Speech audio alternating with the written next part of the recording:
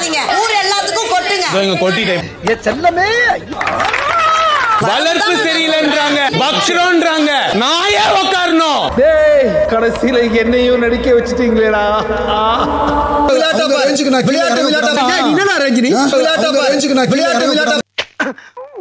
என்னது ஒரு பேச்சுக்கு சொன்னா உடனே நல்ல செருப்ப பிக்கிறாங்க. நீங்க ஏதோ சொன்னீங்க. இந்த ஒரு குரூப் இருக்கு உள்ள, அந்த குரூப்பை உடைச்சிட்டேனா அப்படின்னு சொன்னீங்க சாரு.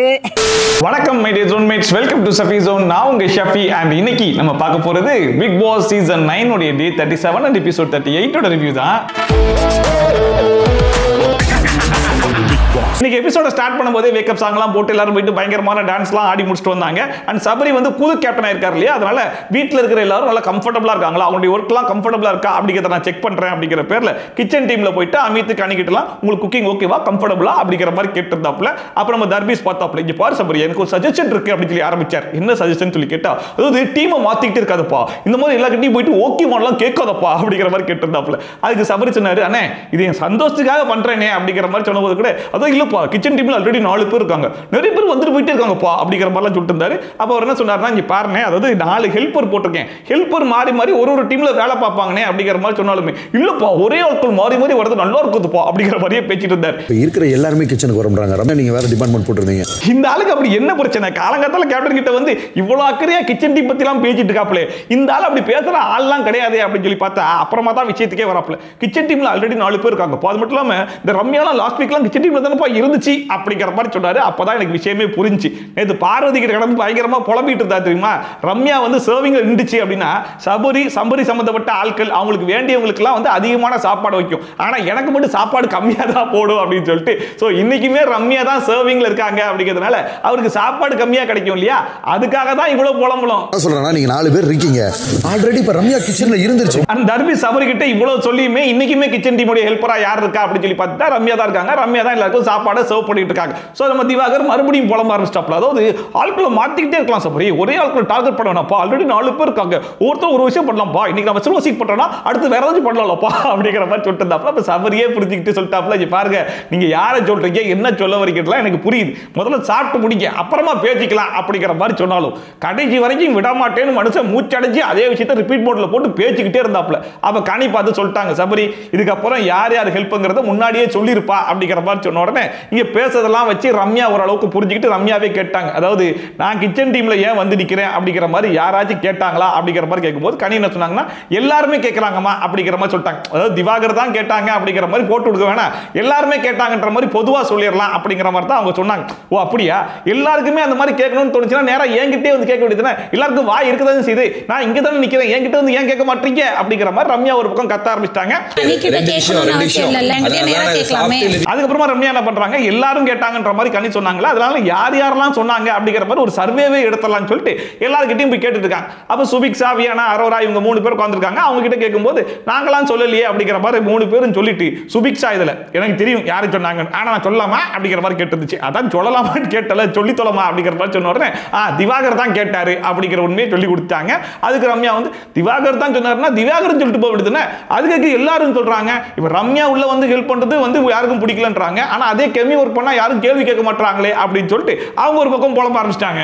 கெமியா ஹெல்ப்பர்னு சொல்லவே இல்ல, இப்ப கெமி பண்ற கெமியா யாரும் கேட்கலையான்னு கேக்குறேன். அண்ட் ரீசன்ட் டைம்ல கொஞ்சம் நல்லா நோட் பண்ணியிருந்தீங்கன்னா உங்களுக்கே தெரியும், இந்த வியானா சுபிக்ஸ் எல்லாம் இந்த வீட்டோடைய விஷக்கிருமிகளாவே மாறிட்டு வராங்க. அதுலயும் மத்தவங்க எல்லாம் வந்து வெளிப்படையா விஷத்தை கக்க ஆரம்பிச்சிட்டாங்க அப்படின்னா இவங்க ஒளிஞ்சு மறைஞ்சு இந்த விஷ வேலையெல்லாம் வந்து பார்த்துட்டு இருக்காங்க. அதுலயும் குறிப்பா இந்த வியானாலாம் நல்லா விளையாடுறாங்க நல்லா பேசுறாங்க அப்படிங்கிற மாதிரி வீக்கெண்ட் எபிசோட்ல வீட்டில் இருக்கவங்க எல்லாம் ஓரளவுக்கு அப்ரிஷியேட் பண்ண ஆரம்பிச்சதுக்கு அப்புறமா அவங்களுடைய கேம் எப்படி மாறிடுச்சுன்னா ஒரு மாதிரி கன்னிங் கேமா மாறிடுச்சு. அவங்களுக்கு யார் மேலேயாச்சும் பிரச்சனை இருந்துச்சுன்னா டைரக்டா முன்னாடி எல்லாம் போய் பேசிட்டு இருப்பாங்க. இப்போ என்ன பண்றாங்க அப்படின்னா கூட இருக்கவங்களை நல்லா உசுப்பேத்தி விட்டு அவங்களுக்கு யாரு எதிரி இருப்பாங்களோ அவங்கள போய் உசுப்பேத்தி விட்டு, நேத்து கூட கானா வினத்தோட ஒரு பிரச்சனை இருக்கும்போது ஒரு பக்கம் சுபிக்ஷா உசுப்பேத்தி விட்டு இன்னொரு பக்கம் பார்வதியை உசுப்பேத்தி விட்டு அது மூலியமா வந்து குளிக்க ஆரம்பிச்சாங்க பாத்தீங்களா.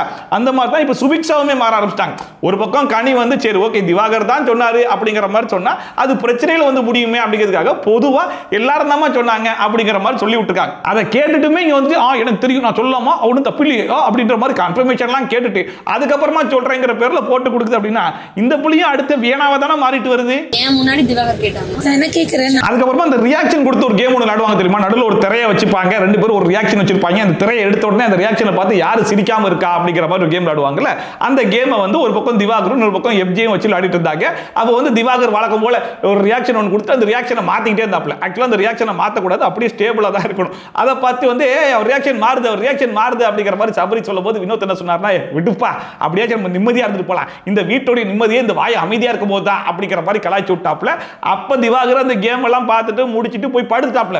படுத்து கடந்து யோசிச்சிருப்பாரு போல, அந்த இடத்துல வந்து கலாய்ச்சானே நம்ம பேசாம வந்துட்டோமே அப்படின்னு சொல்லிட்டு, டேய் உனக்கு அவ்வளவுதான் மரியாதை, உனக்கு அவ்வளவுதான் மரியாதை அப்படிங்கிற மாதிரி தர்புஷ்ணி ஒரு பக்கம் கத்த, இன்னொரு பக்கம் வினோத் அதை பார்த்து பயங்கரமா காண்டாயிட்டே, அங்க அவ்வளவு நேரம் பேசிட்டு இருந்து அங்கெல்லாம் அமைதியா விட்டுட்டு அரை மணி நேரம் கழிச்சு யோசிச்சுட்டு வந்து பேசிட்டு இருக்க, உனக்கு அறிவு இருக்காடா அப்படின்னு சொல்லிட்டு வினோத் ஒரு பக்கம் கத்துன்னு சொல்லிட்டு ரெண்டு பேரும் வழக்கம் போல மாறி மாறி கத்த ஆரம்பிச்சிட்டாங்க. இதையும் கேப்டன் சபரி தான் தடுத்து விட்டுட்டு இருக்காப்ல. கடைசியில் சபரி என்ன சொன்னார்னா, இங்க பாருங்க ரெண்டு பேருக்குமே பேச விருப்பம்னா ரெண்டு பேரும் பேசாம இருந்திருக்கேன் அப்படிங்கிற மாதிரி சொல்லி அந்த பிரச்சனையை முடிச்சு விட்டாப்ல. அந்த பிரச்சனையை முடிச்சா நான் விட்டுருவேனா அப்படின்னு சொல்லிட்டு அடுத்த ரம்யா களத்துல இறங்குறாங்க. ரெண்டு பேருக்கு பேச விருப்பம்னா பேசிக்காதீங்க, விட்டுருங்க. அப்ப ரம்யா வந்து சபரிட்ட என்ன சொல்றாங்க அப்படின்னா, இந்த கிச்சன் டீம்ல ஹெல்ப்பரா போ அப்படிங்கிற மாதிரி நீங்க தான் சொன்னீங்க, அதனால தான் நான் கிச்சன் டீம்க்கு ஹெல்ப்பரா போனேன். அந்த ஹெல்ப்பரா போனதுனால அந்த சமையல் எல்லாம் கை வைக்கவே கிடையாது, வெறும் சர்விங் வேலை மட்டும் தான் பார்த்தேன். அதை மீறி எல்லாரும் வந்துட்டு ரம்யா ஏன் கிச்சன் டீம்ல இருக்கா அப்படிங்கிற மாதிரி கேட்கறாங்கன்னா, யார் அந்த எல்லாரும் அப்படிங்கிற மாதிரி ரம்யா ஒரு பக்கம் கேட்க, இப்போ வந்து சபரி இல்லம்மா திவாகர் தான் கேட்டாப்ல, ஒரே ஆள் இதுக்கு மாறி மாறி கிச்சன் டீம்ல இருக்காங்க, வேற வேற ஆட்கள் இருக்கலாம்ன்ற மாதிரி சொன்னாங்கன்னு சொல்லி சொன்ன உடனே அது என்ன அடுத்தவங்களுக்கெல்லாம் என்னால மாற முடியாது, அது மட்டும் இல்லாம இந்த ஹெல்ப்பர் அப்படிங்கிற மாதிரி சொல்றீங்களா அதெல்லாம் எனக்கு விருப்பமே கிடையாது, எனக்கு ஒரு மாதிரி அசிங்கமா இருக்கு அப்படிங்கிற மாதிரி சொன்ன உடனே சபரி என்ன சொன்னாருன்னா, சரி ரைட்டுமா இந்த ஹெல்ப்பர் அப்படிங்கிற வார்த்தை உனக்கு பிடிக்கலன்னா அந்த ஹெல்ப்பர்ங்கிற வார்த்தையை மாத்திடுறாம அதுக்காக சாரியும் கேட்டுறேன் அப்படிங்கிற மாதிரி உடனே சாரி கேட்டாப்ல. அச்சோ என்ன இவங்க சண்டை பிடிக்கலாம்னு பார்த்தா உடனே சாரி கேட்டான் அப்படின்னு சொல்லிட்டு உடனே இப்ப சபரி கிட்ட இருந்து கணிக்கிட்டு வந்துட்டாங்க. பாருங்க நீ திவாகர் வந்து சொன்னா திவாகர் சொன்னாருன்னு சொல்ல வேண்டியதானே, எதுக்கு எல்லாரும் சொன்னாங்கன்ற மாதிரி பொதுவா சொல்றீங்க அப்படிங்கிற மாதிரி கேட்டு பார்த்தாங்க. அது கணியில சொன்னாங்கன்னா, இல்லம்மா அப்படி பொதுவா சொன்னா கொஞ்சம் கரெக்டா இருக்குன்ற மாதிரி சொன்னேம்மா அப்படிங்கிற மாதிரி சொல்லிமா, அப்பலாம் நீங்க சொல்லக்கூடாது புரியுதா அப்படிங்கிற மாதிரி வம்பிழுத்து பார்த்தாங்க. ஆனா கனி என்ன செஞ்சாங்க, சரி ரைட்டுமா அப்படி சொல்லக்கூடாதுன்னா சாரிமா மன்னிச்சிருமா அப்படிங்கிற மாதிரி அவங்களும் சாரி கேட்டாங்க. உடனே ரம்யா பார்த்தாங்க, என்னடா இது எவன்கிட்ட சண்டை இழுத்து பார்த்தாலும் எவனும் வரமாட்டான், ஒரு பக்கம் சபரி இழுத்து பார்த்தாச்சு, திவாகர் இழுத்து பார்த்தாச்சு, கனி இழுத்து பார்த்தாச்சு, எவனுமே சண்டைக்கு வரமாட்டானே, சரி பொதுவா ஒரு வலையும் போட்டு பார்த்துருவோம் அப்படின்னு சொல்லிட்டு இங்க பாருங்க யாருக்காச்சும் இந்த வீட்டில் ஏதாச்சும் ஒரு சண்டை இருந்துச்சுன்னா என்ன பார்த்து பேசுங்க, என் கண்ணை பார்த்து பேசுங்க அப்படிங்கிற மாதிரி பஞ்சு டைலாக்லாம் பேசிட்டு அண்ட் கூடவே நான் மரியாதை கொடுத்தா நீங்களும் மரியாதை கொடுத்துங்க, நான் எப்படி பேசுறேனோ அதே மாதிரி நீங்க பேசுங்க, ஒரு மிரர் மாதிரி செயல்படுங்க புரியுதா, சுத்தி வளைச்சு வராம எது வந்தாலும் நேரா வந்து பேசுங்க அப்படிங்கிற மாதிரி மூச்சடைக்க பேசிட்டு இருக்காங்க. ஏதாவது சொல்லணும்னா என்ன பார்த்து என் கண்ணை பார்த்து என் கிட்ட பேசுங்க. அதாவது ரம்யா என்ன ட்ரை பண்றாங்க அப்படின்னு சொல்லி பார்த்தீங்கன்னா, இந்த வீட்டில் அமைதியா இருந்த பல பேர் இப்ப பொங்கி எழுந்து பயங்கரமா சண்டெல்லாம் போட ஆரம்பிச்சிட்டாங்க இல்லையா. நேற்று பாத்தீங்கன்னா வியானா சுபிக்ஷா அவங்க எல்லாம் ஒரு பக்கம் கத்திட்டு இருக்காங்க. இவ்வளவு நாள் அம்பியா சுத்திட்டு இருந்த விக்ரம் அன்னியனா மாதிரி அந்த மனுஷன் ஒரு பக்கம் பயங்கரமா பெர்ஃபார்மன்ஸ் எல்லாம் பண்ண ஆரம்பிச்சாப்ல. இப்படி எல்லாரும் பெர்ஃபார்ம் பண்ண ஆரம்பிச்சிட்டாங்க, நம்ம மட்டும் இன்னும் அமைதியாவே இருக்கோமே அப்படின்னு சொல்லி பார்த்துட்டு தான் ஏதாச்சும் ஒன்று கிடைக்காதான்னு தேடிட்டு இருந்தாங்க. கிடைச்ச வாய்ப்பை கரெக்டா யூஸ் பண்ணிக்கணும் அப்படிங்கிறதுக்காக ரம்யாவும் எவ்வளவு போராடி பார்த்தாங்க. ஆனா கடைசி வரைக்கும் யாரும் ஒத்துழைப்பு கொடுக்கல. நான் தப்பா பேசினா நீங்க தப்பா பேசுங்க, மரியாதை கொடுத்தா நீங்களும் எனக்கு ரிட்டர்ன் மரியாதை கொடுங்க. அதுக்கப்புறமா சபரி என்ன பண்ணாப்ல, இந்த கிச்சன் இருக்கக்கூடிய ஆட்கள் எல்லாம் மாத்த போறேன் அப்படின்னு சொல்லிட்டு இது வரைக்கும் நான் சமைச்சதே இல்லை ஆனா எனக்கு இன்ட்ரெஸ்ட் இருக்கு அப்படின்னு சொல்ற ஆட்கள் மட்டும் கை தூக்குங்க அப்படிங்கிற மாதிரி சொன்ன உடனே பார்வதி வந்து கை தூக்குனாங்க. உடனே சபரியும் சரி ஓகே பார்வதி அப்படிங்கிற மாதிரி சொல்லிட்டாப்ல. ஆனா ஒரு பக்கம் எஃப்ஜே என்ன சொன்னார்னா, பார்வதிக்கு கண்ணில் அடிபட்டுருக்கு, எப்படியா நெருப்புலாம் இருக்கும், நெருப்பு பக்கத்துலாம் போனா சரியாகுமா அப்படிங்கிற மாதிரிலாம் கேட்டிருந்தா அதை பார்க்கும்போது ஒரு கேப்டனுக்கு இல்லாத அக்கறை எஃப்ஜேக்கு இருக்குதுடா, பரவாயில்லையே. அதுவும் எஃப்ஜேக்கும் பார்வதிக்கும் முட்டிக்கிட்டு தான் கிடக்கும். இருந்தாலும் இந்த சமயத்தில் எஃப்ஜேக்கு பார்வதி மேல இவ்வளவு அக்கறையா நம்ப முடியவில்லை அப்படிங்கிற மாதிரிலாம் யோசிச்சுக்கிட்டு இருக்கும்போது சபரி என்ன பண்ணாருன்னா, பார்வதி கிட்ட என்ன பார்வதி எது நடந்தாலும் நீ பார்த்துப்பியா அப்படிங்கிற மாதிரி கேட்கும்போது ஒன்றும் பிரச்சனை இல்லை நான் பார்த்துக்கிறேன் அப்படிங்கிற மாதிரி பார்வதி சொல்லிட்டாங்க. அப்பதான் எஃப்ஜே சொல்றான், அவ பாத்ரூம் கழுவுதுன்னு அவ்வளவு கேவலமான வேலையா, அவ்வளவு கேவலமான வேலையான்னு கேட்கிறேன் அப்படிங்கிற மாதிரி கேட்டுட்டு இருந்தா. அப்பதான் புரிஞ்சு பார்வதி கிச்சன் டீம்ல வேணா பாத்ரூம் கொடுங்க, பாத்ரூம் கழுவிட்டோம் அப்படிங்கிற மாதிரி சொல்ல வந்திருக்கான். ஆக மொத்தத்தில் எஃப்ஜேக்கு பார்வதி கண்ணு மேல அக்கறை கிடையாது, பார்வதி பாத்ரூம் கழுவணும் அதுலதான் அக்கறை இருக்கு. எனக்கு தெரிஞ்சு இந்த பிக் பாஸ்ல ஒவ்வொரு சீசன்லயும் ஒரு விஷயங்கள் மாறிக்கிட்டே தான் இருக்கும். ஆனா எல்லா சீசன்லயும் மாறாம இருக்கிற ஒரு விஷயம் இருக்கு, அது என்ன தெரியுமா, கேப்டன். அதாவது கேப்டன் ஆயிட்டா ஒரு பக்கம் இந்த வாரம் நாமினேஷன் தப்பிச்சிடலாம் அப்படிங்கிற பெனிஃபிட் இருந்தாலும் இன்னொரு பக்கம் இவங்க கிட்டலாம் மாட்டிக்கிட்டு படுற பாடு இருக்கு பாருங்க. எல்லாரும் சேர்ந்து புளின்னு புளிஞ்சு எடுத்துருவாங்க. அது ஃபர்ஸ்ட் சீசனோட ஃபர்ஸ்ட் வீக்ல இருந்து இப்ப சபரி வரைக்கும் தொடர்ந்துட்டு தான் இருக்கு. ஆசிட்லாம் இதெல்லாம் வந்து டோர் கிளீனர் பண்ணும்போது பாத்ரூம் கழுவுறதுன்னா அவ்வளவு கேவலமான விஷயமா அப்படின்னு சொல்லிட்டு எப்ஜே ஒரு பக்கம் கேட்க 3 வாரமா நான் பாத்ரூம் தான் கழுவிட்டு இருக்கேன் அப்படிங்கிற மாதிரி பார்வதி ஒரு பக்கம் சொல்லுது. அவங்க 2 பேரும் சண்டை போட்டு இருந்தாங்க. இதுல திடீர்னு பார்த்தா விக்ரம் களத்துல இருக்காப்ல.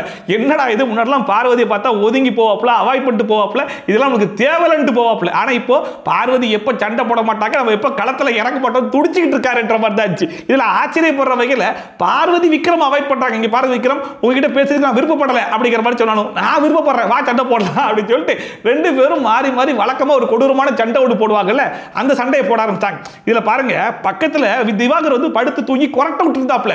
அந்த மனுஷனுக்கு என்ன ஒரு ஆனந்தம் அப்படிங்கிற மாதிரி இவங்க 2 பேரும் சண்டை போட்ட உடனே எஞ்சி உட்காந்துட்டு என்டர்டைன்மெண்ட் ஸ்டார்ட் ஆயிடுச்சா, சூப்பர் சூப்பர் நல்லா சண்டை போடுங்க அப்படிங்கிற மாதிரி எஞ்சி உட்காந்து வேடிக்கை பார்த்துட்டு இருக்காப்ல. ஆக மொத்தத்துல தர்மேஷை பொறுத்த வரைக்கும் இந்த வீட்டுல கூடிய ஒரே ஒரு என்டர்டைன்மெண்ட்னா அது விக்ரமும் பார்வதியும் போடக்கூடிய சண்டை தான் போல இருக்கு. இது வரைக்கும் அந்த மனுஷன் இவ்வளவு ரசிச்சு எதையும் பார்த்து நான் பார்த்ததே கிடையாது அப்படிங்கிற மாதிரி பயங்கரமா ரசிச்சு பார்த்துட்டு இருந்தாப்ல. அண்ட் இன்னொரு பக்கம் பார்வதி களத்துல இறங்கிட்டாங்கன்னா கமருதீன் சப்போர்ட்டுக்கு வந்துருவார் இல்லையா, அந்த மாதிரி கமருதீன் சப்போர்ட்டுக்கு வந்துட்டு விக்ரம் கிட்ட கேட்கிறாப்ல, ரம்யா பேசும்போது நீ வரல, அதான் பார்வதி நான் மட்டும் நீ வந்துடுற அப்படிங்கிற மாதிரி கேட்க, பார்வதி கேட்ட கேள்விக்கு தாங்க நான் பதில் சொன்னேன் அப்படிங்கிற மாதிரி அவர் கொஞ்சம் சொல்ல, கடைசியில் பார்வதியும் கமருதீனும் சேர்ந்து பாட்டெல்லாம் பாடுறாங்க. வக்கர விக்ரம் வக்கர விக்ரம் வக்கர விக்ரம், நீ மட்டும் தான் பாட்டு பாடுவியா, எனக்கு பாட்டு பாடுவியா, நான் பாடுறேன் பாரு அப்படின்னு சொல்லிட்டு வக்ரம் வக்ரம் சொல்லிட்டு என்னடா சண்டை பிடிக்க சொன்னா 2 பேரும் மாறி மாறி பாட்டெல்லாம் பாடி அந்தாக்சி எல்லாம் பண்ணிருக்கின்ற மாதிரி தான் இருந்துச்சு. அந்த கமருதீனை பொறுத்த வரைக்கும் அந்த மனுஷனுக்கு என்ன நினைப்பு அப்படின்னு சொல்லி பாத்தீங்கன்னா, ஏதோ அவருடைய வளர்ப்பு மட்டும் தான் பயங்கரமா இருந்து இப்ப எல்லார்கிட்டையும் பயங்கர பண்போட செயல்பட்டு இருக்கிற மாதிரி நினைச்சுக்கிட்டு எல்லார்கிட்டையுமே வளர்ப்பை பத்தியே கேள்வி கேட்கறது. இப்படிதான் துஷார் கிட்ட வளர்ப்பை பத்தி கேள்வி கேட்டு எல்லாரும் போட்டு வாங்குன்னு வாங்கிட்டு அதுக்கப்புறம் இல்ல மச்சான் அவன் அந்த மாதிரி மீன் பண்ணல, தப்பா புரிஞ்சுக்கிட்டேன்ற மாதிரி சாரி எல்லாம் கேட்டு வந்தாப்ல. சுபிக்ஷா கிட்ட சண்டை போடும்போது கூட இதே மாதிரி ஒரு வார்த்தையை யூஸ் பண்ணி சுபிக்ஷா பெருசா அட்ரஸ் பண்ணல, அதனால அது வெளியே வராமையே போயிடுச்சு.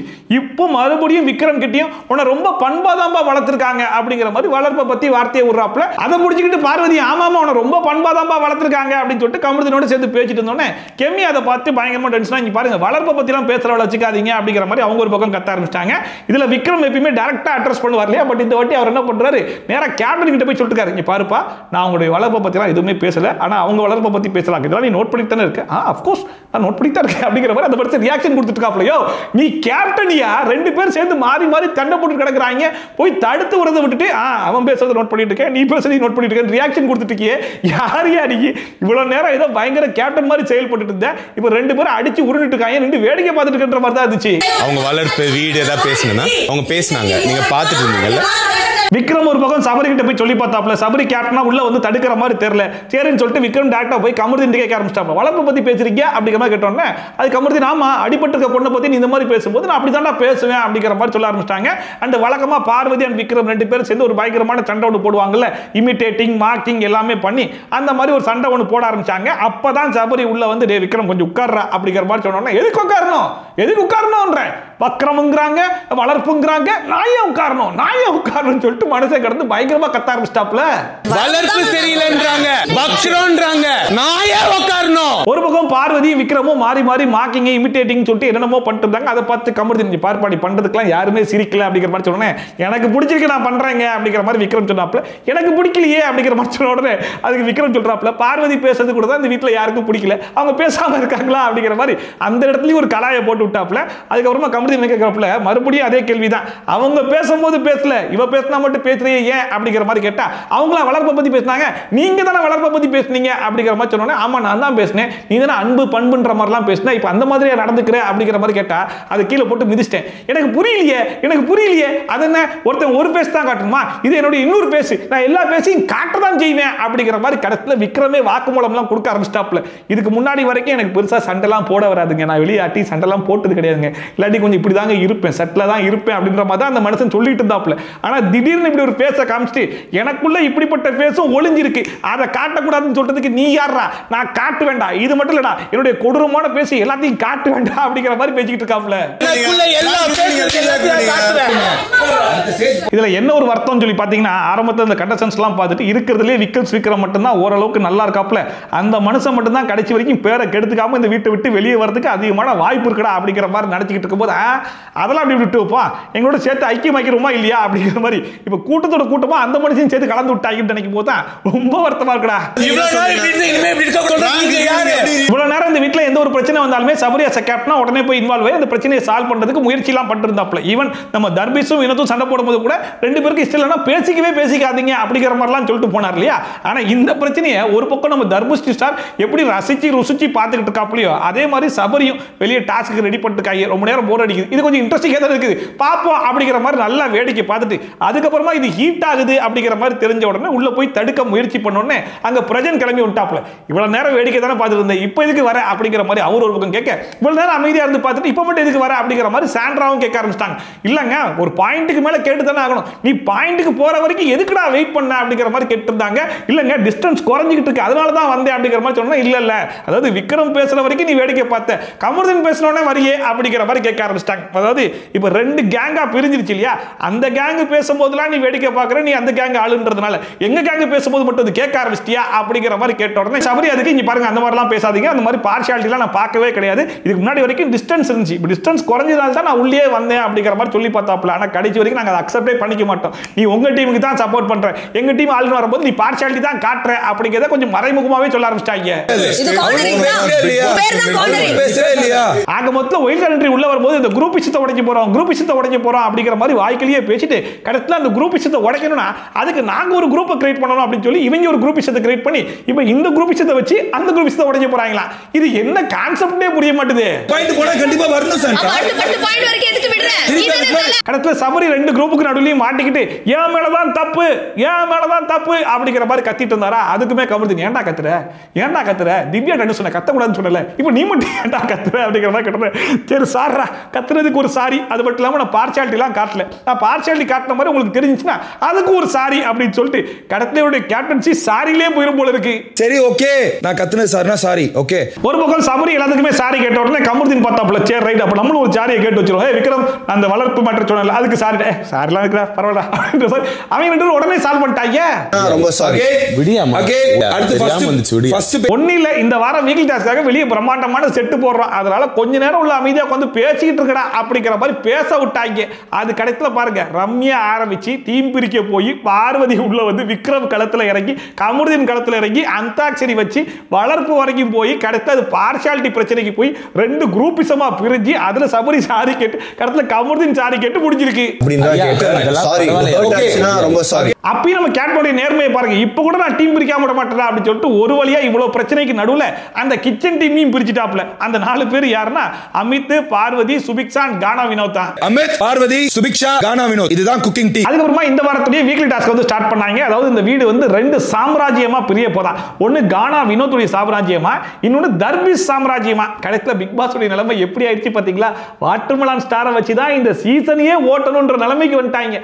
அதை வச்சு ஒரு வீக்லி டாஸ்க் கொடுக்குற நிலைமைக்குலாம் வந்துட்டாங்க பாருங்க. இதுக்கு முன்னாடி நடிப்பு அரக்கன் ஆக்டிங் கிளாஸ் அப்படிங்கிற மாதிரி ஒரு மார்னிங் டாஸ்க் கொடுத்தாங்க, அதை பார்க்கும்போதே நம்மளுக்கு கன்றாவியா இருந்துச்சு. இப்போ தர்பீஸ் சாம்ராஜ்யம் அப்படிங்கிற மாதிரி கொண்டு வந்து அதை வீக்லி டாஸ்க்ல வச்சிருக்காங்கன்னா இது என்ன சொல்றதுன்னு சத்தியமா புரியவே இல்லை.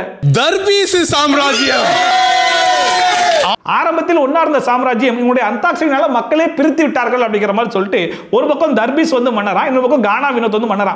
இதுல கானா பாடலில் கானா வினோத்தை வீழ்த்த யாரும் இல்லை அப்படிங்கிற மாதிரி சொல்லிட்டு அடுத்ததா நாடகத்திலையும் நடிப்பிலையும் நம்ம தர்பீஸ் பேரரசை வீழ்த்த இது வரைக்கும் யாரும் பிறக்கவே இல்லையா. இது ரெண்டுல எது நாங்க சீரியஸா எடுத்துக்கிறது எது நாங்க காமெடியா எடுத்துக்கிறது ஒண்ணுமே புரியலையே. கானா வினோத்ன்றவர் வந்து ப்ரொஃபஷனல் சிங்கர், இந்த மனுஷன் தனக்கு தானே வந்துட்டு நடிப்பாருக்குன்னு சொல்லி சுத்திட்டு இருக்கிற மனுஷன். இது ரெண்டையுமே நீங்க கலாய்க்கிற பாஷையில சொன்னீங்க அப்படின்னா மக்கள் ரெண்டையுமே கலாய்க்கிற மாதிரி எடுத்துக்கிறதா என்னன்னு சொல்லி ஒண்ணுமே புரியலையே. அதாவது கானா வினோத் சுத்தி போய் நம்ம திவாகரை கலாய்ச்சிட்டே இருந்தார் பாத்தீங்களா, அதுக்கு இதெல்லாம் தேவைதானான்ற மாதிரி இருக்கு. மக்களே இரண்டாக பிரித்து விட்டார்கள். இதுல இன்னொரு விஷயம் என்ன, நம்ம தர்பூசணி சும்மாவே போயிட்டு எல்லார்கிட்டையும் நடிப்பு அரக்கன்ற மாதிரி தற்புறமா பேசிக்கிட்டு இருக்கோம். இப்போ இவங்க கலாய்க்கிறதுக்காக சொன்னதை கூட ரொம்ப சீரியஸா எடுத்துக்கிட்டேங்க. நான் சொல்றது இருக்கட்டுங்க, பிக் பாஸ்ல என்ன சொன்னாங்க தெரியும்ல, நடிப்புலையும் நாடகத்தையும் நடிச்சுக்கிறதுக்கு இதுக்கப்புறம் யாராச்சும் பிறந்துதான் வரணும்னு அவங்களே சொல்லிட்டாங்க. அப்ப நடிப்புல என்ன மிஞ்சதுக்கு வேற யாருங்க இருக்காங்க, இதை கூட உங்களால புரிஞ்சிக்க முடியாதாங்க அப்படின்னு சொல்லிட்டு இதையும் சீரியஸா இடத்துல பேசிட்டு இருப்பான். ராஜ சோத்துங்க அதுக்கப்புறமா டீம் வந்து பிரிச்சாங்க. ராஜா வந்து வினோதா, மந்திரி வந்து கமருதீனா, ராஜகுரு வந்து திவ்யாவா, தளபதி வந்து பிரஜனா அண்ட் புலவர் வந்து விக்ரம் அப்படிங்கிற மாதிரி சொன்னா, இப்ப கூட பாருங்க பார்வதி வாயை வச்சுட்டு சும்மா இருக்காம பானை பாத்திரம் ஓட்டாண்டி அப்படிங்கிற மாதிரி கத்திட்டு இருக்காங்க. இதுக்கு தான் நேற்று விக்ரம் டென்ஷன் ஆனாப்ல. ஒருத்தருக்கு ஒரு விஷயம் பிடிக்கல அப்படிங்கிற மாதிரி சொன்னா அதை விட்டுறணும் இல்லையா? இப்ப கூட மறுபடியும் வந்து ட்ரிகர் தான் பண்ணிருக்காங்க. சொன்ன மாதிரி நம்ம சபரி தெரியாம அடிச்சதுனால தான் பார்வதிக்கு வந்து கண்ணில் அடிபட்டுச்சு. ஆனா தெரியாம அடிச்சிருந்தாலும் அது கண்ணில் அடிச்சதுக்கு பதிலா வாயில் அடிச்சிருந்தா கொஞ்சம் அமைதியாவே இருந்திருப்பாங்களோன்னு தோணுது. புலவர் விக்ரம் அண்ட் அப்படியே நம்ம தர்புஷ்ணி டீம் எடுத்துட்டீங்க அப்படின்னா நம்ம ராஜா வந்து தர்புஷ்ணி அண்ட் ராஜா மாதா எடுத்துட்டீங்கன்னா கனி. என்ன ராஜா மாதான்னு கூப்பிட வச்சுக்காத அப்படிங்கிற மாதிரி சொன்னாங்கன்னா கடைசியில் ராஜா மாதா போஸ்டிங்கே வந்து கொடுத்துட்டாங்க. அண்ட் இளவரசி வந்து மொத்தமா 3 பேரா, பார்வதி, அரோரா அண்ட் வியானாவா, தளபதி வந்து சாண்ட்ராவா. இதுல பிக் பாஸே இறங்கி வந்து இளவரசிகளை பத்தின ஒரு ராஜ ரகசியத்தை சொன்னேனே அதை சொல்லுங்கள் அப்படிங்கிற மாதிரி சொன்னாப்ல. ராஜ ரகசியமா ஏதோ பயங்கரமா இருக்கும் போல இருக்கு அப்படிங்கிற மாதிரி பார்த்தா நம்ம தர்புஷ்ணிக்கு வந்து ஒரு அக்கா இருக்காங்களாம். அந்த அக்காவுக்கு வந்து 3 பெண்களாம். அந்த 3 பெண்கள் தான் இந்த இளவரசிகளாம். அவங்க அக்கா வந்து போய் சேர்ந்துட்டாங்களாம். அதனால ராஜா மாதா தான் இவங்க 3 பேரையும் வளர்த்துட்டு இருக்காங்களாம். ஆனா இந்த 3 இளவரசிகளுக்கும் நம்ம தர்புஷ்ணி மேல ஒரு கண்ணாமா. அதை வந்து எப்படி வந்து அடையணும் அப்படின்னு சொல்லி பார்த்தா ராஜமாதாவை கரெக்ட் பண்ணி தான் அடைய முடியுமா. அதனால ராஜமாதாக்கு ஐஸ் வைக்கணுமா. 3 பேருக்கும் ராஜா மீது ஒரு கண்ணு. இது ஒரு ராஜ ரகசியம்னு Bigg Boss creative team room போட்டு உட்காந்து யோசிச்சிருக்காங்கன்னு நினைக்கும் போது ரொம்ப பெருமையா இருக்கடா, ரொம்ப பெருமையா இருக்குன்ற மாதிரி தான் இருந்துச்சு. அண்ட் இந்த டாஸ்க்கை 3 இளவரசிகளும் பண்ணணும்னு நினைக்கும் போது அது இன்னும் பயங்கர பெருமையா இருக்கடா. உங்களை இம்ப்ரெஸ் செய்தால் தான் ராஜாவிடமே நெருங்க முடியுமா. நம்ம தர்புஷ்ணியுடைய சேவகன் யாருன்னு சொல்லி பாத்தீங்கன்னா சபரியா. அண்ட் கானா டீமுடைய வேலையாட்கள் வந்து அமித் அண்ட் கெமியா. அதே மாதிரி தர்பீஸ் டீமுடைய வேலையாட்கள் வந்து எஃப்ஜே அண்ட் சுபிக்தாவா. So Amit, Kemy, FJ and Subiksha இவங்க 4 பேர் தான் அந்த டாஸ்க் நடக்கும்போது சமையல் வேலை எல்லாத்தையுமே பாத்துக்கணுமா. சமையல் மற்றும் பராமரிப்பு அனைத்தும் இந்த 4 வேலையாட்களின் பொறுப்பு. ஒரு பக்கம் நம்ம தர்புஷ்ணி டீம்ல மன்னர் தர்புஷ்ணி, இளவரசிகள் அண்ட் ராஜமாதா இவங்க 3 பேரையும் கனெக்ட் பண்ற மாதிரி ஒரு அற்புதமான ஸ்டோரியை கண்டுபிடிச்சு கொண்டு வந்தாங்க இல்லையா. அதே மாதிரி கானா வினோத் டீம்ல மந்திரியா கூடிய கமருதீனுக்குமே ஒரு பிரமாதமான ஸ்டோரியை ரூம் போட்டு யோசிச்சு கண்டுபிடிச்சு கொண்டு வந்திருக்காங்க. அது என்னன்னா கமருதீனுக்கு ஆப்போசிட் டீம்ல கூடிய பார்வதி மேல ஒரு கண்ணா. ஆனா பார்வதிக்கே கண்ணு சரியாட்டாலும் பார்வதிக்கு யார் மேல கண்ணுனா தர்புஷ்ணி மேல கண்ணா. அதை பார்த்து கமருதீன் பயங்கரமா காண்டாயி எனக்கு காதலே பிடிக்காது அண்ட் யாராச்சும் காதல் பண்ணா அதுவும் பிடிக்காது அப்படிங்கிற மாதிரி முடிவு பண்ணி இவருக்கு வந்து கலாச்சார காவலர் அப்படிங்கிற பேரே கிடைச்சிருக்கான். ஆக மொத்தத்தில் இந்த மந்திரிக்கு என்ன வேலை அப்படின்னு சொல்லி பார்த்தீங்கன்னா மந்திரி வேலையை பார்க்குறாரோ இல்லையோ இந்த வீட்டில் யாரெல்லாம் லவ் பண்ணுறாங்க அப்படிங்கிற மாதிரி மோப்பம் பிடிச்சி அதை கெடுத்து விடுறது தான் இவருடைய ஃபுல் டைம் ஜாபா. இன்னொரு பக்கம் ராஜமாதாவை பார்த்தீங்க அப்படின்னா அவங்க ராஜமாதா வேலையை பார்க்குறாங்களோ இல்லையோ தர்புஷ்ணி கூட யாராச்சும் பேச போகிறாங்களா அப்படிங்கிறத கண்டுபிடிச்சி அது தடுக்கிறது தான் அவங்களுடைய வேலையா. இப்படிப்பட்ட ஒரு இன்ட்ரெஸ்டிங்கான டாஸ்க்கை யாரால கண்டுபிடிக்க முடியும் அப்படின்னு சொல்லி கேட்டீங்கன்னா கண்டிப்பா இந்த பிக் பாஸ் டீமால தான் முடியும் அப்படிங்கிற மாதிரி நிரூபிச்சிருக்காங்க. போதும். ஆனா இந்த வாரத்துடைய வீக்லி டாஸ்க்கை இந்த வாரம் ஃபுல்லா சொல்ற அளவுக்கு இவ்வளவு பெருசா யோசிச்சு வந்திருக்கீங்க. எல்லாருக்கும் பிரமாதமான ரோல்லாம் கொடுத்து இன்ட்ரெஸ்டிங்கான ஸ்டோரியை வேற உள்ள சொறி வச்சிருக்கீங்க. எல்லாம் ஓகே தான். ஆனா இது என்ன சீரியலா ஆளாளுக்கு நடிச்சிட்டு இருப்பாங்க நாங்க பாக்குறதுன்னு சொல்லிட்டு என்ன போட்டி அதை சொல்லுங்க அப்படிங்கிற மாதிரி கேட்டா அதை நாங்க இன்ட்ரெஸ்டிங்கா யோசிக்க முடியுமா. அதையும் பயங்கரமா யோசிச்சிருக்கோன்ற பேர்ல அதாவது இசையா நடிப்பா அப்படிங்கிற போறான். இதுல யாரு யார பயங்கரமா வறுத்தெடுக்கிறா, யாரு யாரை பார்த்து பயங்கரமா கிண்டல் கேலிலாம் பண்றாங்கன்றத பொறுத்து தான் யாரு வின்னர்னு அனௌன்ஸ் பண்ணுவாங்களாம். பிரமாதமா இருக்குடா. வீக்கெண்ட் எபிசோட்ல ஏன் கிண்டல் பண்ணீங்க, ஏன் கேலி பண்ணீங்க, அவட்டையே அப்படி சொன்னீங்க அப்படிங்கிற மாதிரி கேட்க வேண்டியது. கடைசியில் டாஸ்க்ல கிண்டல் கேலி பண்ணிக்கோங்க, யார் அதிகமா பண்றீங்களோ அவங்க தான் வின்னர் அப்படிங்கிறத நீங்களே சொல்ல வேண்டியது. நீங்களே கிள்ளியும் விடுவீங்க, நீங்களே ஆட்டியும் விடுவீங்களா. எதிரி அரசை வறுத்தெடுப்பது, கேலி கிண்டல் செய்வது முழு நேர வேலை. அண்ட் ஒரு வழியா டாஸ்க் வந்து ஸ்டார்ட் பண்ணாங்க. வினோத் வந்து நம்ம டீமோட மியூசிக் அப்படிங்கிற மாதிரி ஒரு மியூசிக் எல்லாம் போட்டு காமிச்சிட்டு இருந்தாப்ல. அண்ட் இதுல கமருதீன் பாத்தீங்க அப்படின்னா அந்த செட் ப்ராப்பர்ட்டியா வச்சிருந்தாங்க இல்லையா, அதுல இருந்து ஒரு கிரீடத்தை எடுத்து வந்துட்டாப்ல. அப்ப கேப்டனா சபரி என்ன சொல்லணும், போய் அந்த கிரீடத்தை வைங்க அப்படிங்கிற மாதிரி சொல்லணும்ல. அந்த மனுஷன் அங்கேருந்து ஓடி வந்து அதெல்லாம் எடுக்காதடா வைடா அப்படிங்கிற மாதிரி சொன்னாப்ல. ஆனா அதுக்குமே என்ன சொல்றாங்க, ஏய் எதுக்குடா எல்லாத்துக்கும் ஏதாச்சும் சொல்லிக்கிட்டே இருக்க, அதாவது பிக் பாஸ் சொல்லிட்டு பாத்துக்கலாம் அப்படின்னு சொல்லிட்டு அந்த கிரீடத்தை எடுத்து வினோத் மாட்டிக்கிட்டு இருக்காப்ல. ஆக மொத்தத்துல கேப்டனா இருந்து ஒரு சண்டையை தடுக்க வரலனா ஏன்டா தடுக்க வர மாட்டேன் அப்படிங்கிற மாதிரி கேட்கறாங்க. ஒரு விஷயம் சொன்னா ஏன்டா எல்லாத்துக்கும் சொல்லிக்கிட்டு இருக்க அப்படிங்கிற மாதிரி கேட்கறாங்க. ஆக மொத்தத்துல ஒரு கேப்டன் இந்த வீட்டுல என்னதான் பண்ணணும் எதை பண்ணக்கூடாது அப்படின்னு தெரியாம பயங்கரமா முழிக்க விடுறாங்க. சபரி எவ்வளவோ சொல்லி பார்த்துமே வினோத் வந்து அந்த கிரீடத்தை மாட்டி போய் உட்கார ஆரம்பிச்சிட்டாப்ல. அந்த கிரீடத்தை தான் பிக் பாஸ் டீம் நைட்டு ஃபுல்லா உட்காந்து ஒட்டிருப்பாங்க போல இருக்கு. அதனால பிக் பாஸ் வந்து அந்த கிரீடத்தை கொஞ்சம் நல்லபடியா பாத்துக்கோப்பா அப்படிங்கிற மாதிரிலாம் சொல்லிட்டு இருந்தாரு. அதுக்கப்புறமா 2 டீமோடைய மன்னருக்கும் இன்ட்ரோடக்ஷன் அப்படின்னு சொல்லிட்டு 2 பேரையும் தூக்கிட்டு வந்து உட்கார வச்சாங்க. இதுல பாட்டு என்னமோ பட்டு இருந்தாங்க. இந்த ஸ்கூல்ல காலேஜ்லாம் இந்த ஃபேன்சி ட்ரெஸ் காம்படிஷனுக்கு ட்ரெஸ் எல்லாம் மாட்டி விட்டோம்னா அங்கிட்டு சொல்லிட்டு ஏதாச்சும் பெர்ஃபார்மன்ஸ் எல்லாம் பட்டிருப்பாங்க தெரியுமா. அந்த மாதிரி என்னென்னமோ பண்ணிட்டு இருந்தாங்க. அதை பார்க்கும்போது அப்ப இந்த வாரம் ஃபுல்லா இதை தான் வந்து பார்க்க போறோமா அப்படிங்கிற மாதிரி இருந்துச்சு. இந்த சீசன்ல கண்டஸ்டன்டா போனதுக்கு எல்லாருடைய நிலைமை எப்படி ஆயிடுச்சு அப்படின்னா, நம்ம வாட்டர்மேலன் சார் நடிப்பு அரக்கன் அப்படிங்கிற மாதிரி சொன்னாலும் நமக்கு கொலகாண்ட் ஆகும். இப்போ எல்லாருமா சேர்ந்து அந்த இன்ட்ரோ கொடுத்துட்டு இருக்காங்க, நடிப்பு அரக்கன் நடிப்பு அரக்கன் அப்படின்னு சொல்லிட்டு. இதுல தர் தர் தர்பீஸ் அப்படிங்கிற மாதிரி ஒரு பாட்டு ஒன்று பாடினாங்க. அந்த பாட்டை கேட்கும் போது தான் குபீர்னு திருப்பி வந்துச்சு. அண்ட் வழக்கமாக நம்ம தர்பீஸ்க்கு இந்த மாதிரி காஸ்டியூம்லாம் மாட்டி விட்டா டாஸ்க் பண்றதை விட இந்த காஸ்டியூமை வச்சு என்னென்ன ரீல்ஸ்லாம் பண்ணலாம் அப்படிங்கிற மாதிரி கேமரா முன்னாடி நின்று பயங்கரமான பெர்ஃபார்மன்ஸ்லாம் பண்ணுவார் இல்லையா. இந்த வாட்டி ஆப்போசிட் டீமை பார்த்து நீங்க பெர்ஃபார்ம் பண்ணலாம் அப்படிங்கிற மாதிரி சொன்னாங்க. அது எல்லாத்தையும் கொண்டு வந்து இங்க இறக்க ஆரம்பிச்சிட்டாப்ல. அந்த மனுஷன் தெரிஞ்ச திருக்குறள், அந்த மனுஷன் தெரிஞ்ச டைலாக், மனப்பாடம் பண்ணி இருந்த எல்லா டைலாக்கையும் உட்காந்து ஒரு 3/4 மணி நேரத்துக்கு பேசி தள்ளிட்டாரு. இன்னொரு பக்கம் இவங்க கானா ராஜ்யம் அப்படிங்கிறதுனால ஆப்போசிட் டீமை பாட்டை வச்சு தானே கலாய்க்கணும். அதனால தர்பீஸை கலாய்ச்சி ஒரு பயங்கரமான கானா பாட்டெல்லாம் எழுதிட்டு வந்து அதை கானா வினோத் வந்து பாடி பயங்கரமா கலாய்ச்சிட்டு இருந்தாப்ல. அதுக்கப்புறமா மின்சார கண்ணா அப்படிங்கிற பாட்டை பாடி ரம்யாவை டான்ஸ் எல்லாம் ஆட விட்டு இருந்தாங்க. இதை பார்த்த நம்ம தர்பீஸ், நீங்க பண்ண பெர்ஃபார்மன்ஸுக்கு மக்களுடைய ரியாக்ஷன் என்ன தெரியுமா அப்படின்னு சொல்லிட்டு முக்கிட்டு போய் விழுந்துட்டாப்ல. இதுல மண்ணில் இருந்த கிரீடம் கலந்து போச்சு, டோப்பா கலந்து போச்சு, மற்றவங்க எடுத்து போய் எல்லாத்தையும் மாட்டிருக்காங்க. என்னையா பண்ணிக்கிட்டு இருக்க அப்படின்னு சொல்லிட்டு. ஆக மொத்தத்துல இந்த மனுஷன் வெளியே இருக்கும் போது அதான் பண்றேன், சும்மா இருக்கும் போது ரீல்ஸ் அதான் பண்றேன், இந்த வீட்டுக்கு கெஸ்ட் வந்தாலும் அதான் பண்றேன், டாஸ்க் கொடுத்தாலும் அதான் பண்றேன். ஆக மொத்தத்துல பிக் பாஸ் டீம் இது ஒரு பயங்கரமான டாஸ்க், பயங்கர காமெடியா பயங்கர சுவாரஸ்யமா வரப்போது, மக்கள்லாம் பார்த்து பயங்கரமா என்ஜாய் பண்ண போறாங்க அப்படிங்கிற மாதிரி யோசிச்சுட்டு வந்தாங்க. கட்டத்துல நம்ம தர்பீஸ் நார்மலா இருக்கும்போது என்னதெல்லாம் பண்ணுவாரோ அதையே டாஸ்க்லையும் குத்திட்டு படுத்துட்டு வரத உடனே பிக் பாஸ் டீமே பார்த்தாங்க இது வேலைக்கு ஆகிற மாதிரி தெரியல, அதுக்குள்ள இன்னொரு சுவாரஸ்யமான டாஸ்கை சொறி விட்டா என்ன அப்படிங்கிற மாதிரி யோசிச்சு இப்ப கொண்டு வந்த டாஸ்க் என்ன தெரியுமா, தம் சரத்தான். ஒரு கை ஆர் வாய் பார்த்து விடலாம். அது கானா வினோத் டீம்ல இருந்து ஒருத்தர் வந்து இசை கொடுக்கணுமா, அந்த இசையை வச்சு அவர் என்ன சொல்ல வரார் அப்படிங்கிற மாதிரி கண்டுபிடிக்கணுமா. இன்னொரு பக்கம் இவங்க நடிப்பு டீம் அப்படிங்கிறதுனால தர்பூசணி டீம்ல இருந்து ஒரு ஆள் வந்து நடிச்சு காமிச்சு அது என்ன நடிக்கிறாங்க அப்படிங்கறத கண்டுபிடிக்கணுமா. சரியாக கண்டுபிடித்தால் ஒரு மதிப்பெண். சோ ஃபர்ஸ்டா விக்ரமுக்கு வந்து கால் சிலம்பு அப்படிங்கிற மாதிரி கொடுத்திருந்தாங்க. அது பூரா மியூசிக்ல சொல்றது அப்படின்னு சொல்லிட்டு அந்த மனுஷன் சல் சல் இசைஸ்னா என்னமோ சொல்லி பார்த்தாப்ல, கடைசி வரைக்கும் கண்டுபிடிக்கல.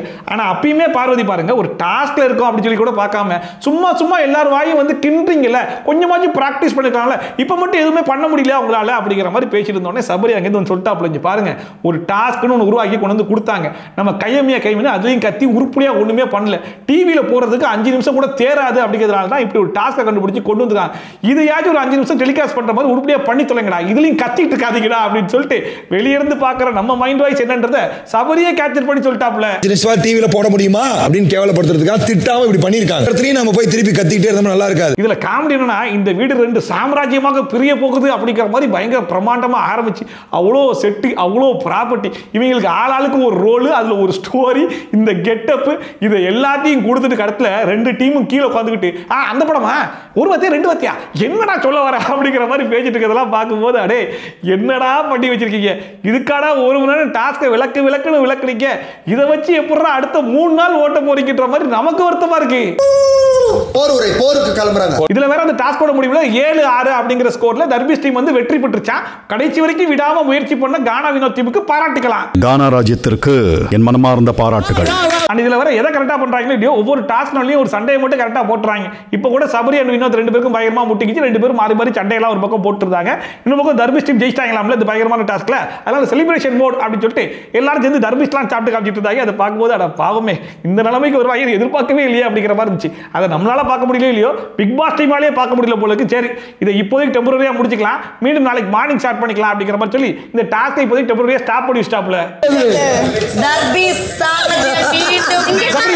அதோட நீங்க எபிசோடு முடிஞ்சு போச்சு. நீங்க எபிசோடு பொறுத்த வரைக்கும் ஃபர்ஸ்ட் ஹாஃப் நல்லா இருந்துச்சு, செகண்ட் ஹாஃப் பயங்கர போரிங்கா தான் போச்சு அப்படிங்கிற மாதிரி தான் இருந்துச்சு. அண்ட் ஃபர்ஸ்ட் ஹாஃப் ஏன் இன்ட்ரெஸ்டிங்கா இருந்துச்சு அப்படின்னா வழக்கம் போல சண்டை சச்சரவுகள் அப்படிங்கிற மாதிரி போச்சு. அதுலயும் குறிப்பா இப்போ 2 குரூப்பா பிரிஞ்சு அந்த குரூப்புக்குள்ள அடிச்சுக்கிறாங்க பாத்தீங்களா, அது பார்க்கறதுக்கு நல்லா தான் இருக்கு. பட் வீக்கெண்ட் எபிசோட்ல இந்த குரூப்பை பத்தி என்ன பேச போறாங்க அப்படிங்கிறது நம்ம பொறுத்து இருந்தா பார்க்கணும். அண்ட் இன்னொரு பக்கம் பார்த்தா இந்த வீக்லி டாஸ்க்கு எவ்வளவோ இன்ட்ரெஸ்டிங்கான டாஸ்க் எல்லாம் இருக்கு, அதெல்லாம் விட்டுட்டு எதுக்கு இந்த மாதிரி கண்ட்ராவியான டாஸ்க் எல்லாம் கண்டுபிடிச்சு கொண்டு வராங்க அப்படிங்கிறதும் தெரியல. அண்ட் அது மட்டும் இல்லாம பிக் பாஸ் வந்து ஒவ்வொரு வாட்டியுமே டே 1ல இதுக்கப்புறம் டாஸ்க் எல்லாம் பயங்கரமா இருக்கும் அப்படிங்கிற மாதிரி சொன்னாப்ல, அதுக்கப்புறமா மறுபடியும் ஒரு 3 வாரம் கழிச்சு இதுக்கப்புறம் கொடூரமா இருக்கும் அப்படிங்கிற மாதிரி சொன்னேன். கடைசி வரைக்கும் எந்த ஒரு டாஸ்க்கும் சாதாரணமா கூட இருக்க மாட்டேங்குதுடா அப்படிங்கிற மாதிரி இருக்கு. அண்ட் அது மட்டும் இல்லாம கேட்டாரு பாருங்க, அதாவது வெளியிருந்து பார்க்கும்போது இவ்வளவு டஃப்பா இருக்கும்னு நினைக்கல, ஆனா உள்ள வந்தா இவ்வளவு டஃப்பா இருக்குன்ற மாதிரி யாருக்காச்சும் தோணுதால இருக்கட்டாங்க பாத்தீங்களா, அதை நினைக்கும் போது தான் சிரிப்பெல்லாம் வருது.